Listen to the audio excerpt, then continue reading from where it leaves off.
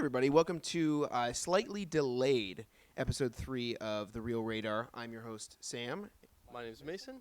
And we got a lot in store for you guys today. All sorts of stuff. Later in the episode, we're going to be talking about Whiplash. But in the beginning, we have some movie news and some other discussion points. Sound good? For sure. Great. Yeah, well, I think why don't we start with the beginning segment? Yeah, sure. So we're going to go over some news here. So there's been a lot of films releasing, I think, in October especially.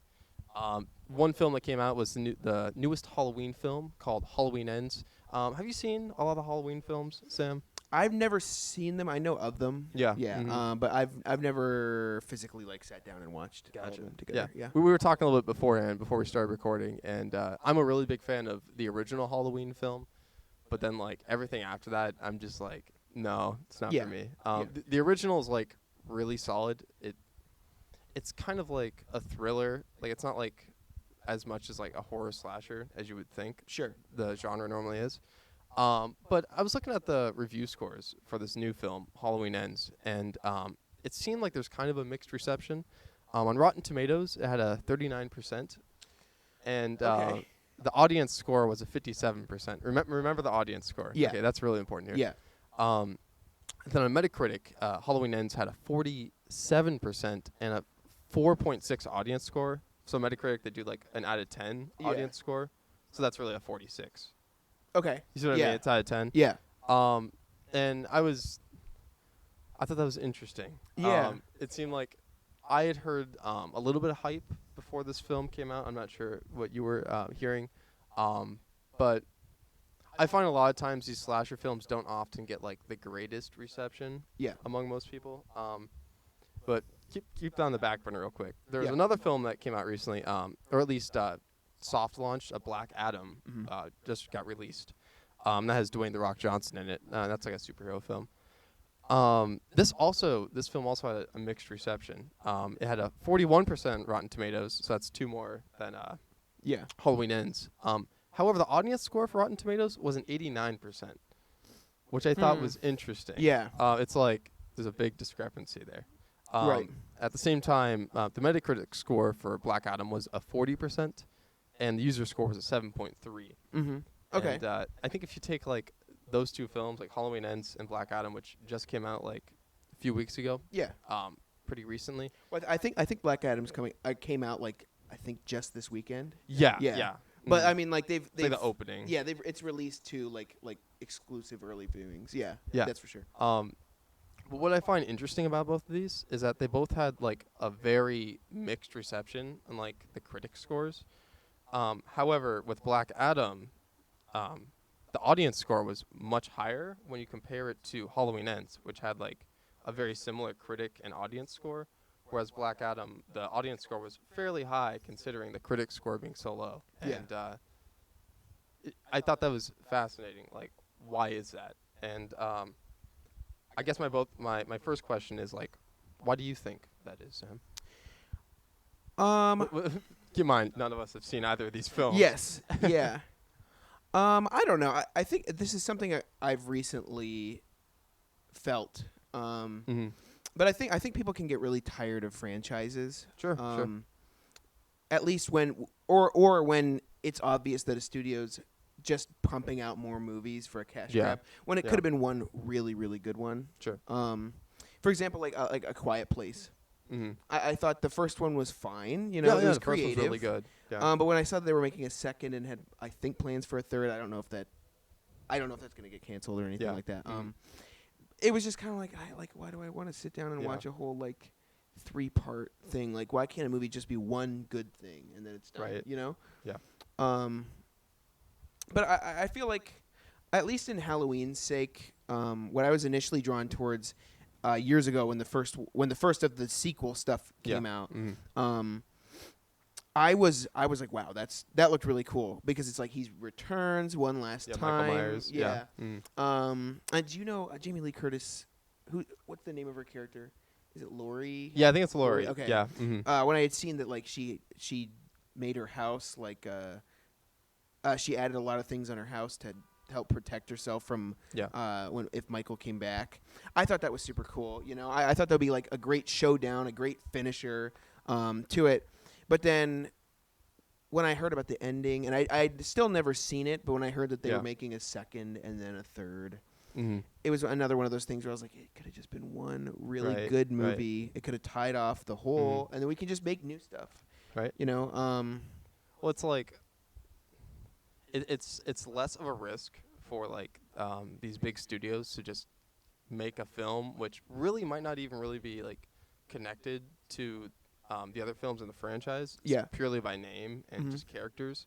Because like, let's say like you like swapped out character names, completely different. It would almost feel like a different film in just the same franchise, and it's just like an easier thing to produce that instead of like make something original. You know? Yeah.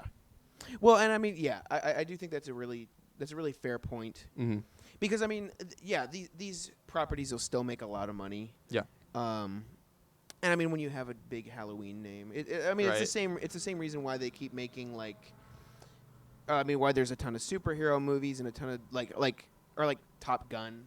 Yeah. Think about that, like sequels and sort of like, now that we're in the age of like nostalgia movies, for sure. Yeah. I think those sell for sure. But I think an unfortunate byproduct of that is that they're just not so good sometimes, because it's like, it's just in the name, and they're like, you know what, they'll see Michael Myers again. I recognize Halloween. Yeah, I've seen that mask around. I'll go to the movies and watch it. You know, right. It's just like pretty like digestible, and that's like my cynical opinion. Yeah. And the next question I had to ask you, Sam, was like, how important do you think review scores are with film and like movies that come out?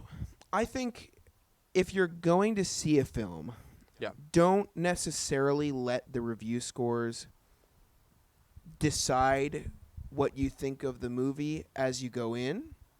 I think they're a good indicator to the quality of the movie.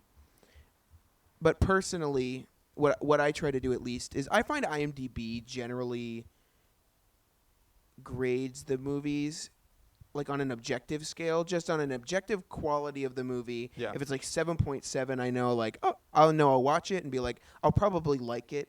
I'll probably be okay with it. Yeah. You know, but also, look at the audience scores as well, because there's a lot of movies that don't really do critically well, but they still are iconic in different ways that audiences like. For sure. And so I guess what was a big film that came? Big film that came out recently? Maybe not even came out recently, but like there was something I really liked that didn't have a great audience score, or that didn't have a great critical score, but had a decently high audience score. Yeah. Like you wish that would have been higher, you think? No, it's that like I can see why people would say like a movie isn't like as deep, but like sometimes there is an attraction to like just watching a bunch of like say for like I guess a superhero film similar to Black Adam. Yeah, you know, I could use that as an example. It may not be the deepest or the most innovative or the most like philosophical movie of all time, but it can still be entertaining, you know, and still be really creative. So I think gives you a reason like go out and like do something fun. Yeah, and so you can gauge like, okay, I don't really want a really cerebral movie. Maybe I just want to go watch like a bunch of explosions or like a superhero go like fight each other or something, you know. It can be I just think at least in the way I approach reviews is I try to see like compare audience score to like critical and or objective score, you know. Yeah. I guess like what is the intent of this film? Well, I guess so. Yeah. Is this film meant to be fun, or I think sometimes I factor that in. Yeah. You know? Or just at a glance, just be like, you know what, I'll go see it. I'll formulate my own opinions when I'm done. Yeah. You know, I think that's what you should do. Like I sometimes get caught in the habit, like before I watch a film, I never try to like watch reviews beforehand.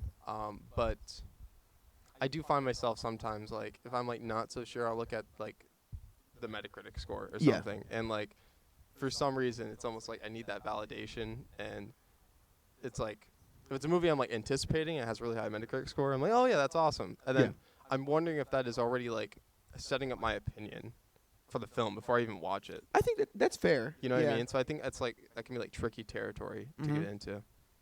Yeah, because I find like I don't know. I don't know if it's like a confirmation bias sort of thing. Is if I look at an IMDb score, generally because I find that I found that it is the most in line with where I would rate a movie. Okay. But yeah, sometimes if I look at an IMDb score and it has like a 6.2, then sometimes I go into the movie already wanting to pick it apart and be like, oh well, yeah, this movie wasn't good because IMDb didn't say it was good. But there certainly have been times where IMDb was like gave a movie like a 5 out of 10, and I was like, no, that was good. That was a really good movie. That was solid. Yeah. Yeah. It almost depends on like who was reviewing that movie at the time. That's fair. Yeah. And and it's just like why one critic's opinion. There's just one person. Right.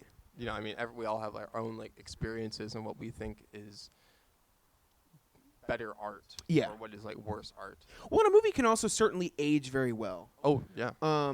I think and it can also age poorly. But I think there's a lot of movies out there that, at least for its time, wasn't very good. Yeah. But then they sort of become like you can look back at it now and go, maybe I was too hard on that, or you know what, maybe that movie did have something interesting to say. I guess going back into the superhero discussion, I feel like a broken record sometimes. That's okay. It's all good. But I guess with the release of Spider-Man No Way Home, and if you haven't seen it, going into pretty major spoilers here. Yeah. I think most people have seen it. Yeah. I think it's safe to say. The people who have wanted to see it have seen it. Yeah. But I think with Andrew Garfield coming back as his Spider-Man, it was pretty critically hated, and I don't think people still love the Amazing Spider-Man movies. No, not really. But people, I know the response to those two movies changed after No Way Home, because Andrew Garfield wasn't a bad Spider-Man. No, he's not. I wouldn't say he's a bad actor either. Absolutely not. No, I think he's a very talented actor. But I think definitely the tone that people have towards the Amazing Spider-Man trilogy is much more positive, I think, than it was pre No Way Home. That's a good point. Yeah, I was someone who hated the Amazing Spider-Man films.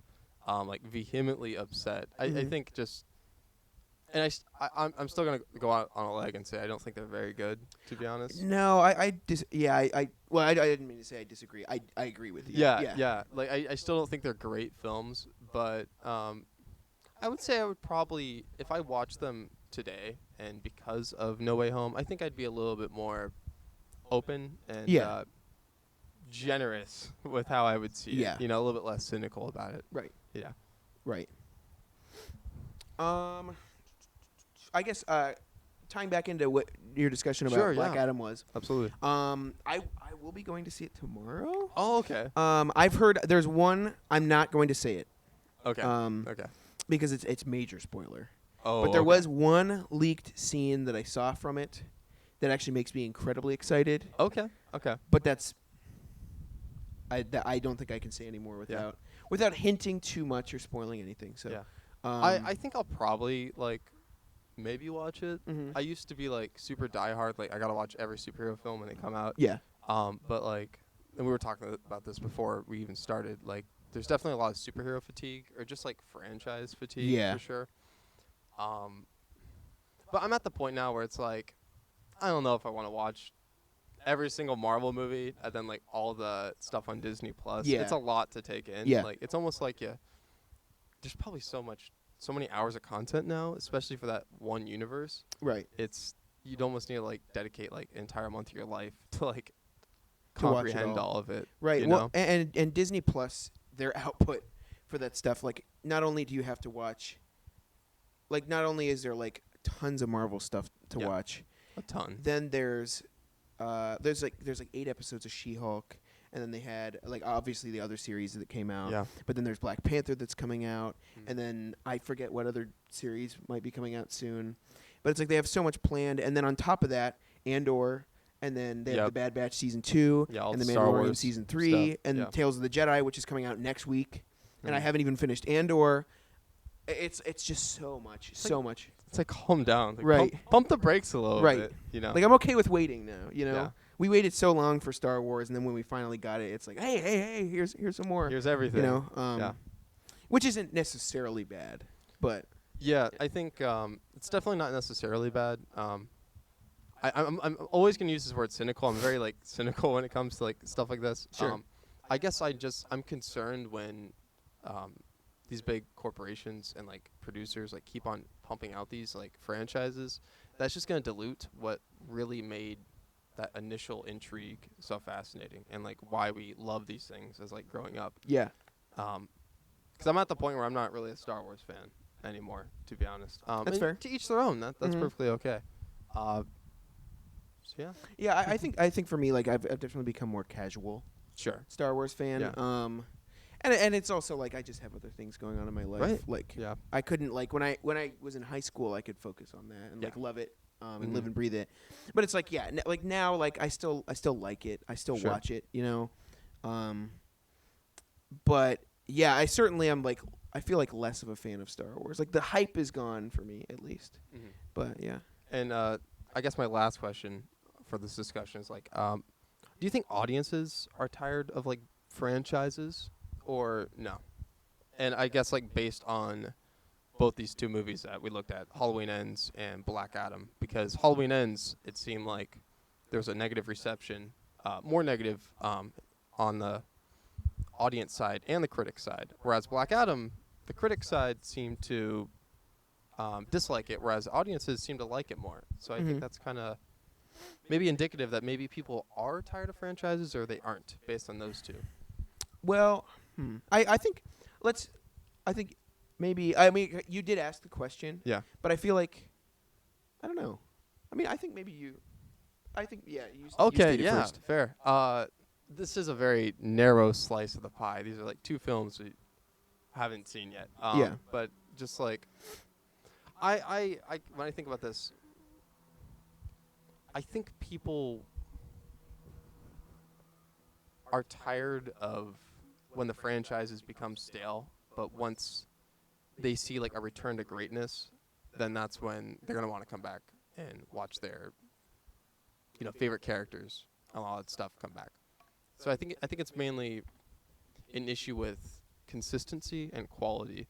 So I bet you could keep a franchise going for a very long time if it was consistent with its quality. Yeah. But the more times you roll the dice, that's more opportunities for less quality films. I don't know. Yeah, I think that's a really fair point. Because there certainly have been times where, like, I'll be like, I don't care when something comes out, and then I go and see it, and I'm like, I don't care. I really don't. And then it was really good, and I'm like, oh wait, I love it again. Oh wait, you know. For sure. But I think generally, I would say yes. I think audience fatigue is a thing. I certainly feel it.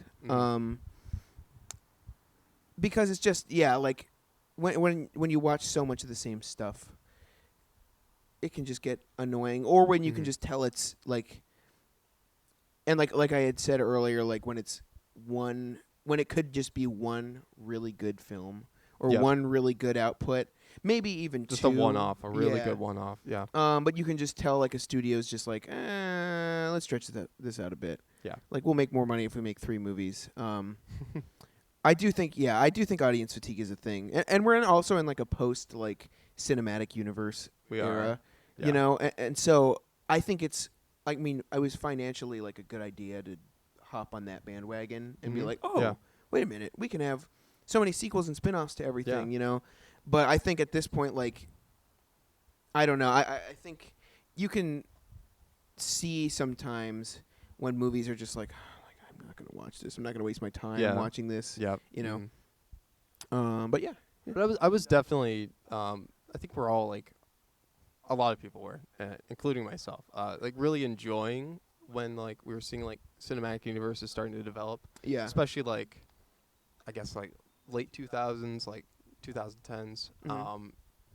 Especially Marvel. Obviously, they're like the first one to like really do it well. With just like integrating characters again and again, and it's really exciting to be like, oh yes, I recognize that. But it almost turns into it was a fun little trope, and now it's kind of like a gimmick, which might be overused. Yeah, I think that sums it up a lot. Yeah, like it was a good trope, but now it's kind of gimmicky. I think it's kind of gimmicky. Yeah, Yeah, I think that was very well said. Very Thank well you. said. Thanks. Yeah. Did you? What's the time? What we got in the time there? So far, we have about 21 minutes. Okay. Yeah. Did you want to go to the Whiplash discussion, or do you have anything more to add on there? I think that's it for me. If Great. you're ready to move on, we can Cool. talk about it. Yeah. So feel free to keep watching the episode if you want to. We're going to be talking about Whiplash, which was a film that we both watched since the last episode. Great film. I think. Oh, yeah. I think we'd both highly recommend. Yes. Without so if you want to watch this film, definitely watch it. Yeah. We're gonna getting into spoilers. Yeah, definitely spoiler. Super good though, but feel free to keep watching if you're interested. Yeah. Okay. Sam, where did you want to start? Because this film is Whiplash has so much going for it. Maybe we should give a synopsis. I feel like let's at least summarize it, and then I think just talk about our general feelings about it, and then we can probably get into some discussion points. Yeah. So, do you remember the actors' names? We have. So we have. Main character is played by Miles Teller. Yeah, Miles Teller. Yeah. And, he plays Andrew Neiman. Yep. Who's a drummer at the Schaefer Conservatory in was it New York City? I think so. Okay. Yeah, I think so. But yeah, he plays the drums in a jazz band, and he comes under the tutelage of J.K. Simmons' character named. Oh, I forget his first name. His last name was Fletcher. Yeah. Terrence Fletcher. Terrence Fletcher. It was Terrence, yes. yeah. And Terrence Fletcher is a tyrant. Yes. I mean, that's one way to describe it. Yeah. Just so demanding of his musicians. Really, a very verbally abusive instructor, and he demands a lot, and he demands perfection in what he does. Yeah. So that's basically. It explores the relationship between Miles Teller's character and who's a drummer, Terrence. an up and coming, college student. He's a student, yeah. Yeah. So yeah, I guess Mason, what are your general feelings about? Yeah. The movie? I think the movie really it gripped me right away, and I think it's something that you need a good hook. I think for any art form, obviously you want sometimes a good slow burn is good. But for me personally, I was immediately into the story because it starts out, it shows Andrew Neiman, and he's practicing in the drum room, and you're hearing before the movie starts, it's a black screen. You're just hearing these drums and percussion, all this. Then it cuts to him in the practice room, giving it his all. Yeah. Then this man walks in, who is Terrence Fletcher. You don't know that yet, and he's like, "Do you know who I am?" He's like, first he's like, "Why'd you stop playing?" Because he stops playing as soon as Fletcher goes into the room, and so he starts playing again, thinking that that's what he wanted to do. But then Fletcher was like, "Why did you start playing again?" Because he never told him to. You can immediately get a sense of that dynamic in the first scene, where it's like this power dynamic between Fletcher, who's this tyrant, as you said, who's this superb musician, who's the head of this program, and then you have Andrew Neiman, who's just this young drummer, trying to make his way, So overall, I thought the film was fantastic. Maybe I'll give a rating. Maybe we'll both get a rating at the end. I mean, if you'd like to now, you can. Yeah. My ratings can always change, but I'm feeling a mid 9, for me. So maybe a 9.3 or a 9.4. And I mean that's who cares a decimal point, but no, super great film. Yeah. Yeah, I think that movie is probably one of the most stressful movies I've watched in a very long time. Sure. And I mean, while I've never I want to stress this a lot. I really want to stress this. I've never had a negative experience studying as a music student, especially as seen in that movie. I've never had a verbally abusive experience. You can still, at least for me, I personally identified with Andrew Neiman's character, or at least the idea of wanting to be a good musician, at least. One of the greats, right, as they say in the film. And I've never had the aspiration to be I'm going to be the best pianist in the world. But you still want to be a good student, and you still want to impress the people around you and your professors and things like that.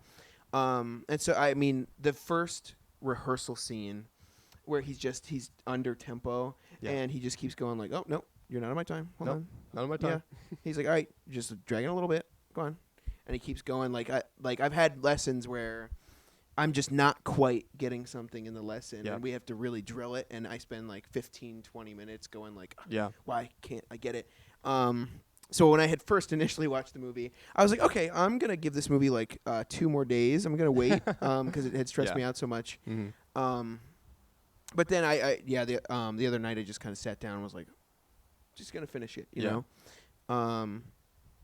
But yeah, and I think going off of what you were saying, the movie was really, gripping.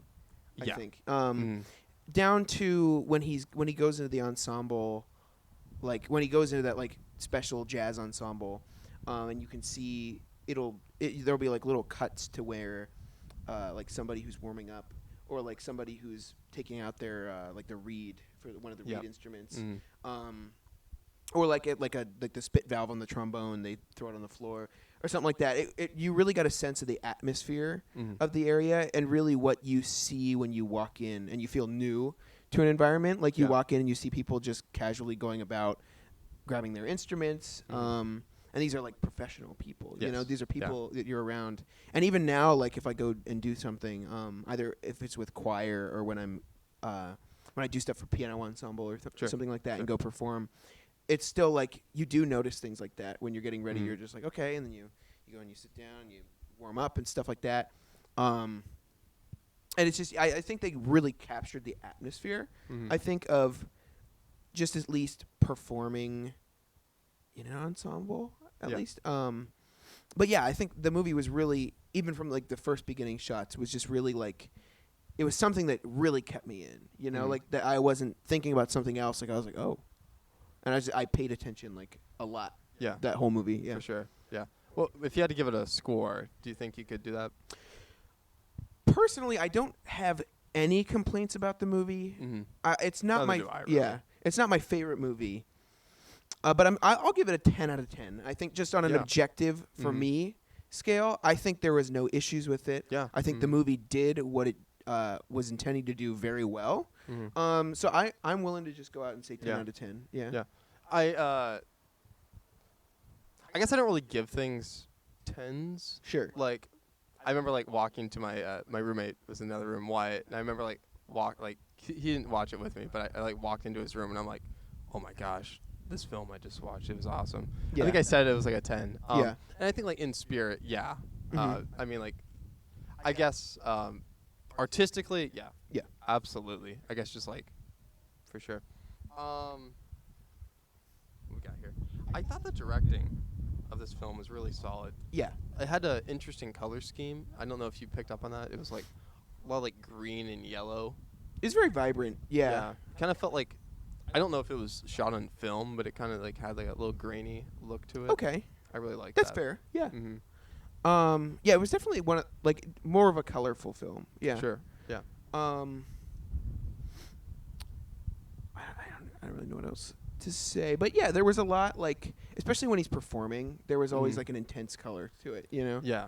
And the music obviously is just fantastic. Exquisite. Yeah. It is phenomenal. Yeah, they picked some really catchy, exquisitely recorded like jazz scores and stuff like that. So yeah. Gotcha. I think I asked you yesterday. We've been trying not to Sam and I run into each other. We're trying not to talk too much about the movie because we had so much to say, but didn't want to say it like not on the podcast. Sure. Miles Teller, did he actually like do the drumming in that, or did they get someone else? Because it looks like in the film like he's actually drumming, but I don't know enough about. I don't know. I would say maybe for the shots where it's just like his hands and stuff, and he's doing a lot of like the really crazy like flourishes and all that stuff on the drums. Maybe not. Yeah. Maybe they hired like somebody in there, but I think at least in the last shot, if it wasn't him playing, like the final shot of the film when it zooms in on him playing the drums. If that wasn't him playing, and maybe they like CGI'd his face on or something, which I don't think they did because the movie had, it wasn't. It's fairly low budget film. Yeah. I bet for that scene at least, or scenes where he's like right in view playing, either he's like, it could just be like I know for commercials sometimes. Oh, there's a bug on my glasses. Okay, it's Bug on your glasses. Yeah. But I think like at least in commercials I've seen, there's a YouTube channel out there. I forget the name, but they'll like say if for like a commercial for like a phone company, somebody will have a trombone. Oh, and then visually they'll play like some note, and if it's a higher pitch, they'll extend it or whatever. They'll extend the trombone and stuff like that. But I've seen videos where a real trombonist analyzes what they actually played and goes, "Okay, I'm going to play what they actually played, and then I'm going to play it correctly how it wants to be sounded." So there's a lot of stuff. Like I've seen piano ones too, where a character will just be like banging their hands on the piano, and it's not even close to what is correct. Yeah. To like a layman, it might look fine. Or you don't even really think about it. So maybe he learned how to do it. Sure. So I mean, I don't know, but I feel like maybe it could just be like a camera trick. It could be. You know, where he's just kind of doing whatever he wants, or he learned like a basic drum pattern and they made it look like he was doing more, or they just got somebody else to do it. Other than like a couple other scenes. Regardless, I think it looked really solid. Yeah. I guess like more focusing on like the characters. I think the dynamic between Fletcher and Neiman is really fascinating because like going back to like that first like scene where he's with the ensemble and he's like trying to get to the tempo, as you were saying, like that's not my time. And he like whips a chair at him, right? Yeah. He like literally whips a chair while he's doing it, like almost like decapitates him. And it's like, wow. Like at first I thought he was only like verbally aggressive. Yeah. But then like the more physical stuff starts happening. Yeah. And at that point the film just gets like crazy. Yeah. Oh yeah. Well, and I guess this I guess maybe we can branch off like as a segue. Sure. I had a little bit of a discussion topic. Go ahead. Here. So, what do you think of the theme of the movie was, or what the major main idea of the movie was? Yeah. Let me. I was writing this down. Sure. Actually, I'm gonna say this really poorly. I think, in general, the theme revolves around like it's kind of like a question. What does it mean to be successful? And how far will we, like, I guess, endure to reach success? I think that's generally the theme. Yeah. And like, in a question format, yeah. I think that's definitely one of the major points of it. I also think like even maybe not on a micro scale, but I guess because that on a macro scale, I mean that's a really big idea part of it. Yeah. But I think also I think it just explores just a toxic relationship between somebody. Sure. You know, and because it's there, because throughout the whole movie, there's constantly that ebb and flow of him impressing Fletcher and then really screwing up, you know, because that's part of it. Like if he was just a jerk to him the whole time,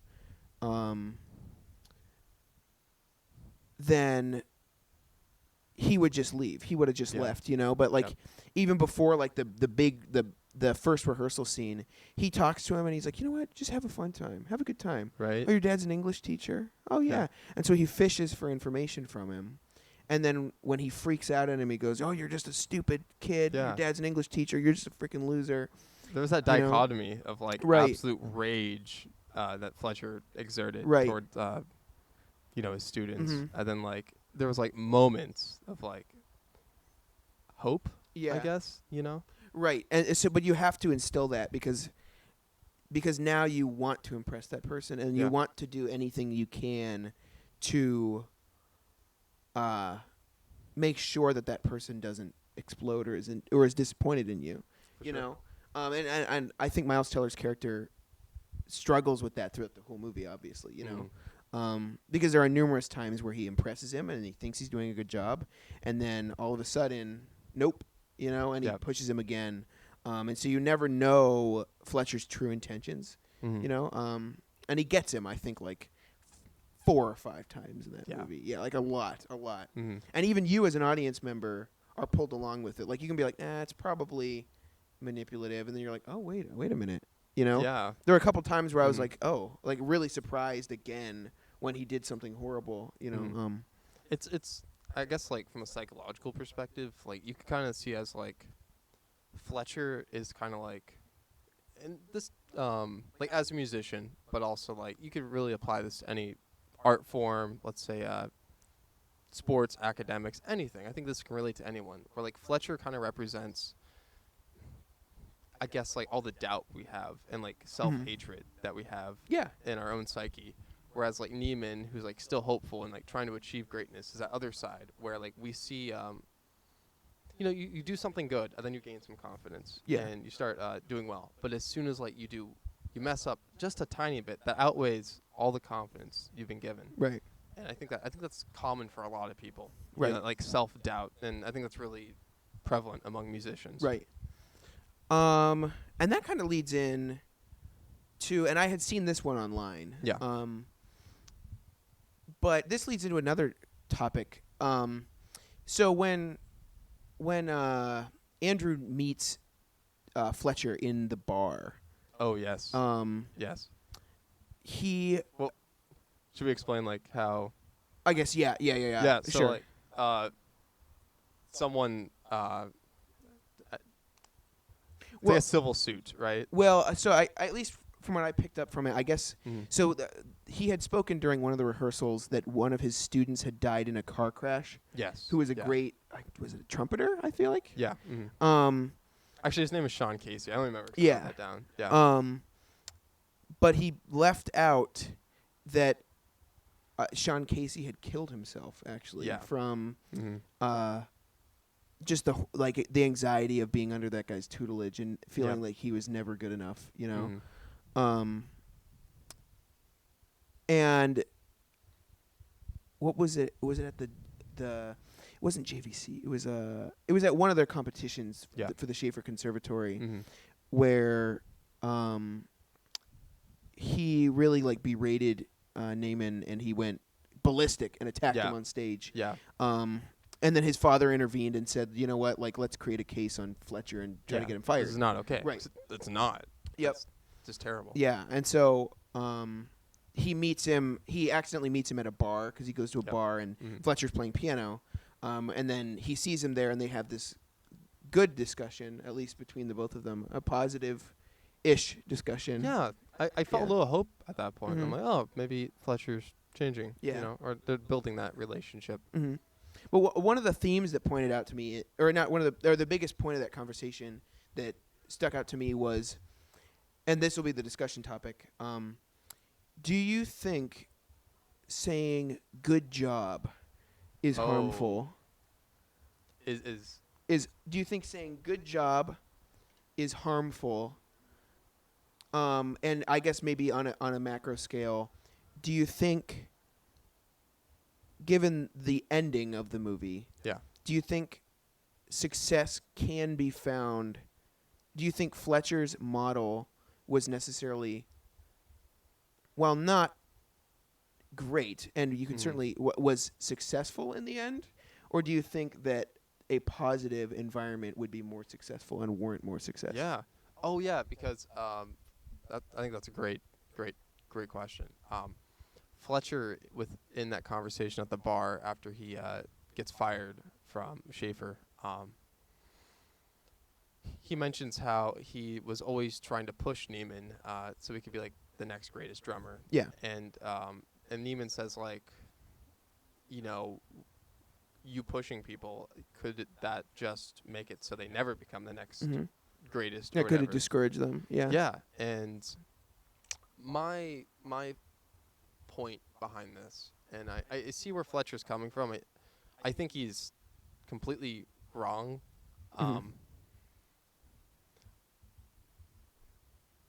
I see it as we should be encouraging to people, and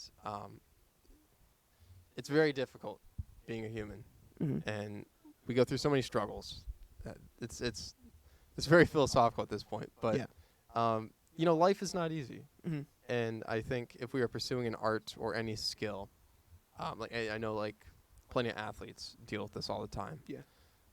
I think a more supportive environment that promotes support for one another is ultimately like what's going to cause people to achieve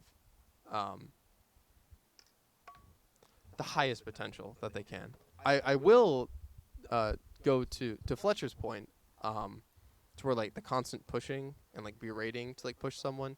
Yes, that is a motivator, and it can be effective. And I even think in short term effectiveness, I would say it's more effective short term.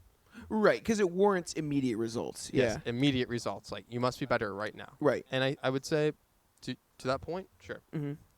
I can see that. But I think if you're looking for long-term success, you need to gradually work towards greatness and not achieve it right now. Right. There's like a point in the film about like musicians that like die at a young age, and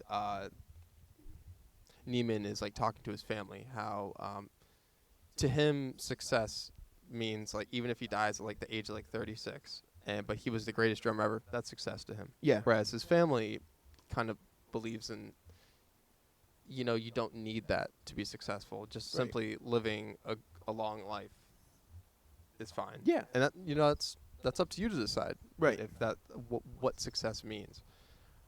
But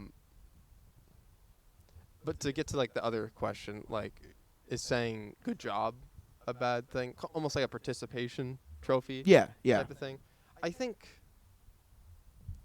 showering in too much praise can be harmful, but in like a hidden way. Right. And feel free to disagree. I think we should be honest with people and say like, hey, maybe that wasn't the greatest, but there's always a right way to say it. Right. And Right. there's you can either be supportive with that, and say like, hey, that wasn't the greatest, but here's what you can do to get better. But to simply just say, oh, great job, that was awesome. I think that's not as harmful as saying you suck. Yeah. But it's not going to help the person ultimately. You Right. do need some constructive criticism to be better at anything. Right. Well, yeah, and That was no pretty one- long-winded. Sorry. No. That's perfectly fine. But I think as a musician, nobody can play anything 100% perfect. Yeah. You know, We're not robots. But I think there's like, at least on an objective scale, like as a music director, and as I approach like conducting ensembles and teaching people how to make music, stuff that I've been studying for a long time. If it's not good, you can say, you know what, that wasn't very good, but you know what, let's fix up these things, let's do it better. You know, there's certainly a way to go about it. And I think that it becomes easy, especially when you enter like, even in a positive college environment, or in a positive studying environment, it can get easy to hate what you're doing because it's a deadline, or I'll never be good enough, you know. But at least in my philosophy as an educator, you have to instill a positive drive you have to want to be successful to do it, and not in like if I get this note wrong, I'm a failure. Yeah. But it's just like, I can get better at this. I will get better at this. You will get better at this. You know, and it's a healthy, like, you know what? Didn't play this so good. Let me try it again, you know? So there's definitely a difference. I feel like you could get the same result by saying like, hey, didn't sound so good. Let's run through that again. You were a little behind my tempo. Just get up there. You know? I think you could probably still get the same results by saying, do you deliberately want to hurt this band? You he loser. says that so many times. Yeah, he's like, are you trying to insult me? Are you sabotaging the band? Yeah. Right now? I mean, I think that could warrant the same results, but what's the fallout of that? What's the fallout? That's a great point. Yeah, and you definitely, like, you can be stressed and push yourself to succeed because you want to impress one person, or you can push yourself to succeed and work hard for the love of music. Yeah. You know, or for the love of your art and what you want to do. Yeah. You know, so I think that's massively important. Because yes, there have been some artists that have pushed themselves to the point of like hating what they do, and they've created great stuff. Yep. But then at the end of the day, it's like they fizzle out quick because they've lived their life in such like a stressful and negative sort of environment for it. When I think you could produce the same effect for much longer through something positive, because you can push yourself because you love something as well. I just thought of an analogy. It's like you're climbing a mountain, okay, and it's like a huge mountain, and it could take you years to climb this mountain, Right. Like safely. Or you could say, I want to climb this mountain in a week, and you climb it, but you injure yourself. But instead of like stepping down from the mountain and like healing and taking time to recover, you just keep going. Right. And then by the time you get to the top of the mountain, you are like all scraped up, injured. You might not ever want to climb a mountain again. Right. But let's say if you took your time, slowly learn about the mountain, carefully crossed it with support, you get to the top of the mountain, you'll be like, I think I'll climb another one. And another one. Mm-hmm. So that's just something I thought about. Yeah. Well, that. and even going off that analogy, if you climb up a mountain because you just want to climb up a mountain, it won't matter where you are at the peak. But if you're climbing up a mountain because something is chasing you, or like you are under the threat of danger, you're going to run up that mountain, and you might not even make it, and you might get caught. And so it's I guess at that analogy, it's like you could reach the peak. Sure. But it's like, at what cost? At what cost? What did you sacrifice? I mean, and that was I think, a pretty major cost, at least for the first half of the film for Naaman, because he dated this girl, and then very quickly after was like, you know what? Yeah, no, I'm going to be great and you're not. Behind, yeah. He's like, I'm going to be great and you're not, so you just drag me down. Bye. Yeah, and she was like, so I'm getting in the way of you being great? And he's like, yeah, that's what I'm saying. It's like, yeah, pretty much. It's like, wow. Yeah. At first, actually, just a sidebar quickly, talking about the whole romantic relationship. At first, I was like, when that character was introduced, I was like, oh, why are they doing a romantic part of this story? Yeah. I just wanted to focus on it. But I thought it was a really good payoff because he doesn't get with the girl at the end. Eventually, she moves on and finds other things in her life. And I like that because it kind of showed that, like, this is what he sacrificed to get to where he is. That's one of the things. He sacrifices many things. That's one of them. Yeah. Right. Do you have another discussion topic? I could just come up with stuff. Sure. I thought the imagery in the film was really great, especially, like, Neiman is, like, drumming so hard. He's practicing so much. His hands are bloody. Right. And he, like, literally, like, will, like, put his hands, like, in, like, ice water and stuff. And I thought that imagery was, like, the work that he loves, the art that he loves, is now, like, soiled with blood. That's just, you know what I mean? That's true. And I thought that was really powerful imagery.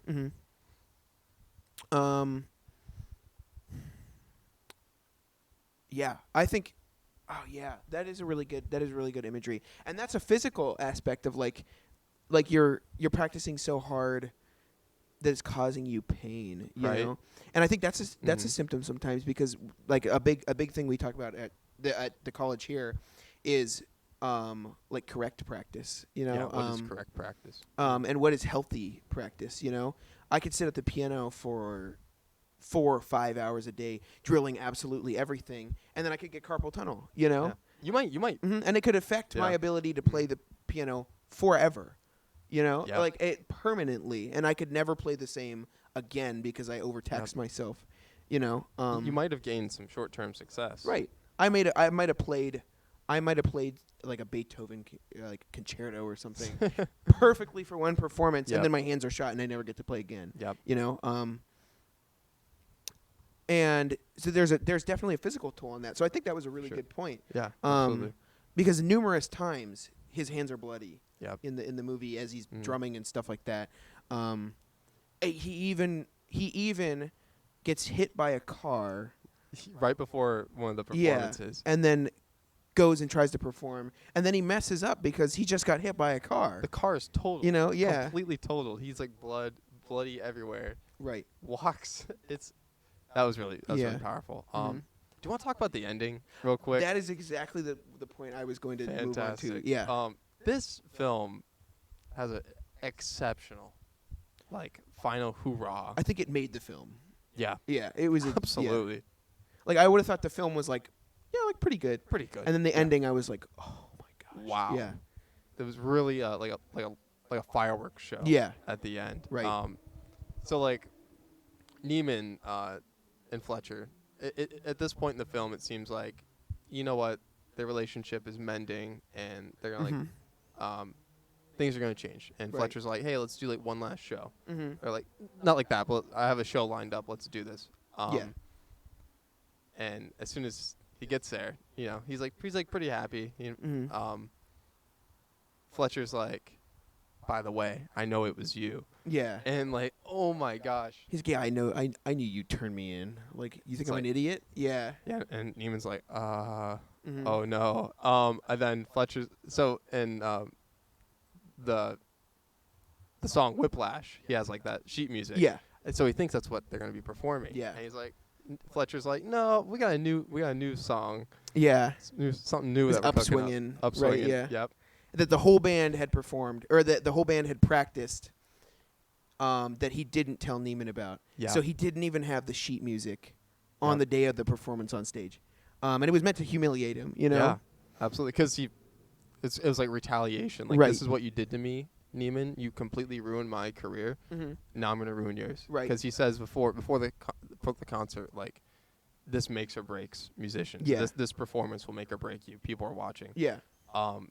And then he fumbles because obviously there's nothing he can do. He doesn't have the Yeah. music. Oh, I mean, you improv the whole time, but you don't know the song. If you don't know the song, you don't know the song. Yeah. Yeah. And then Neiman walks off stage. He's done. Right. He leaves. But then he comes back. Yeah. Yeah. He comes back, and he plays this, like, he just starts playing the drums. Mm-hmm. It's like this incredible drum solo. Yeah. And Fletcher's like, "What are you doing? Like, why are you back? What's going on?" Yeah. And everyone's like kind of shocked. But this goes on. And he's like, I'll cue you in. Mm-hmm. And then he cues in the band. Mm-hmm. Plays this incredible drum solo, and it's the song Caravan. Yeah. Yeah. Yeah. And it's like a 9-minute song. Mm-hmm. And I don't know how long the drum solo was. It's fairly. It took up a whole lot. Yeah. Yeah. It's minutes long. Yeah. And he's performing it like perfectly. Yeah. And it's like so powerful. Yeah. At this point. Well, I think so. Okay, so this ending, I had seen a couple different interpretations of the ending. Sure. There were two striking ones. I agree with one. I'm not going to say which one yet. But in my analysis, or at least watching like analysis videos Sure. of the movie, there was a positive ending and there was a negative ending. Oh, okay. Okay. Um, Do you want to say both of them? Then we can like say like Yes. which ones we Yeah. think. So on the negative ending, which I think generally most people agree on, that I found, they say that this was simply a continuation of Neiman trying to impress Fletcher again, and that it was all a game by Fletcher of shaming and praise and shaming and praise and shaming and praise, to push Neiman to where he was getting. And so it was seen as a negative ending because we had just come full circle again, that it was he pushed Neiman away, and then Neiman's like, you know what? No, I'm going to try to impress you again. And so, yeah, it was just a continuation of the never-ending cycle. But on the other hand, so the other ending, the positive one is that he had grown past Terrence, and that he didn't need to impress Terrence anymore, and that by not needing Terrence Fletcher anymore, that he had achieved the greatness Fletcher was looking for, that he didn't even know he could achieve. Yeah. And so Fletcher was, I don't think, or at least the idea is that Fletcher at this point was just done with Neiman, and he wanted to humiliate him right there. Yeah. He wanted to ruin his career. He was no longer trying to make him better, which he Right. was earlier in the film, just in a Yeah. But his at this own way. point, it was done. Like, he didn't care what Neiman had to do. He fell right into his trap, and he's like, you know what? You screwed me out of a job, and now I'm going to screw up your whole career, as a musician. But then by coming back and taking control of the band and doing what he did, that Fletcher was like, oh. And he realized maybe he had accidentally unlocked the greatness in Andrew. So those were the two different endings I had seen. Yeah. Most agreed with the negative. I think even the director thinks that it was the negative ending. I personally think it was positive. Yeah. I don't know. What do you think? I was so I didn't look up anything, but just I did was thinking about this after I watched it. I'm like, what trajectory are our characters gonna follow after this? So what are the events after the film? And we'll never see that. But I'm gonna agree with you, Sam. I think it was a positive ending, Right. because I think he truly learned that, like, hey, I don't need you anymore. This is for me. I think it was definitely a cathartic moment for Andrew. Yeah. And there's no real evidence either way. It's kind of ambiguous. Well, I think there were certain little details in it that I do think indicate more of a positive ending, at least even unintentionally. Sure. Partially. So when there was a couple times when Fletcher, during his performance in Caravan, came up to the drum and was like, "What are you doing?" And he's like, "I'm gonna gouge your eyes out." And then Neiman just goes psh, and hits the cymbal to scare him away. Yep. And that was a thing where I was like, he wouldn't have done that. That's true. Under the normal circumstances where he was trying to impress him, he would never insult Terrence. I mean, I guess he did go beat him up. Yeah, but I mean, like, I think in that. When he's trying while to he's play, performing. He would never at least insult him to that degree, and be like, "Shut up, I don't care," And then also, I think to just take control of the band and be like, you know what, you don't have any more control here. I'm the real musician. I'm gonna play, and now I'm working with the band, Yeah. Oh, go ahead. No. I think that point is really important. That he was controlling the band now. He initiated it. Yeah. He wasn't even like messing with Fletcher. He's like, hey, I'll cue you guys in. Everything's gonna work out. I think that actually. Yeah. That kind of cements my takeaway. Well, it's a positive. Yeah, and then twice in the movie he told the band. So once he told the band, "Wait for my cue. I'm going to do this crazy solo." And then there was another time where he's like, where Fletcher comes in and he's like, "What are you doing? Yeah. Like, are you an idiot?" And he's like, "Wait for my cue." And he keeps playing, and he even tells Fletcher to wait for him, which you would never, throughout the entirety of the movie, would think he would tell him to do that.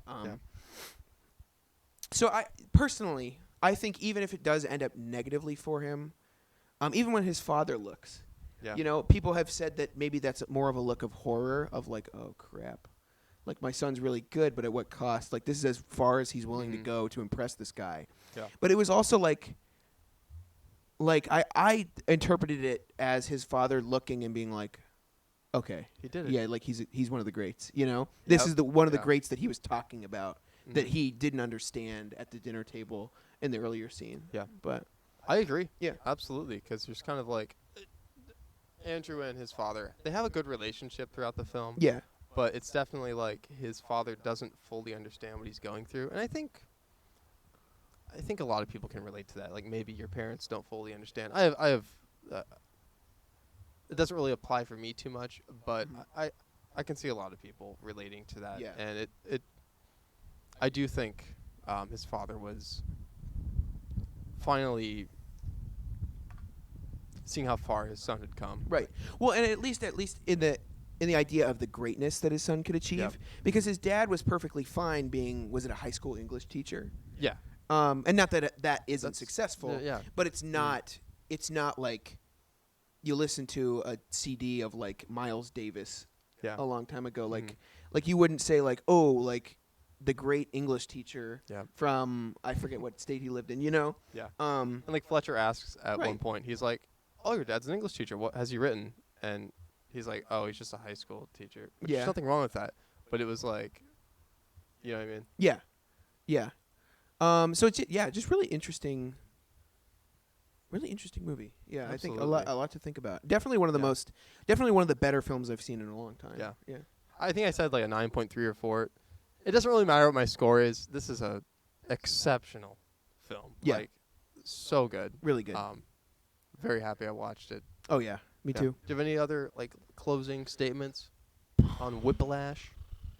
If you haven't seen it yet, I really recommend you watch it. If you have kids around, there's a lot of profanity in it. So maybe don't watch it around your kids.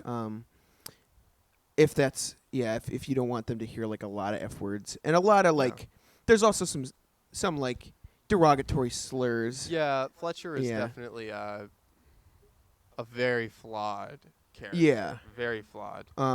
He says a lot of offensive things, a lot of vulgar things to get what he wants. So definitely not like, at least language-wise, a kid-friendly movie. Sure.